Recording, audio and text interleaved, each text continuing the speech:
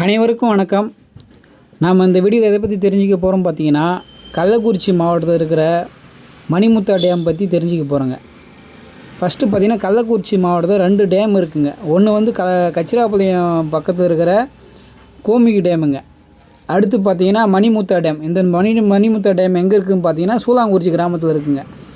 மணிமுத்தா டேமுக்கு எப்படி போகணும்னு பார்த்தீங்கன்னா, கள்ளக்குறிச்சியிலேருந்து மாமாந்தூர் வழியா, அரசு மருத்துவக் கல்லூரி வழியா, அகரக்கோட்டாலம் வழியா இப்போ பக்கத்தில் இருக்குங்க மணிமுத்தா டேம். சரிங்களா?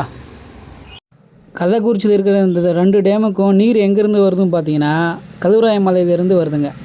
கழுவராய மலையிலேருந்து ஆறு வழியாக உருவாகி இந்த அணைக்கு நீர் வந்து சேருதுங்க.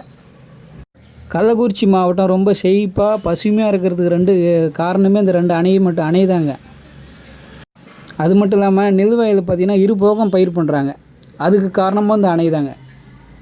மணிமுத்தா அணை மூலயமா சூலாங்குறிச்சி, அகரக்கோட்டாலம், அணைகரை கோட்டாலம், வாணியந்தல், தண்டலை, பெருவங்கூர், வீப்பாளையம், வீரசோயபுரம், நீலமங்கலம், நிறைமதி, மாடூர், குரூர், மடம் ஆகிய 15 மாவட்டங்களுக்கு நீரானது வாய்க்காலின் மூலமாக நெல் வயல்களுக்கு செலுத்தப்படுகிறது.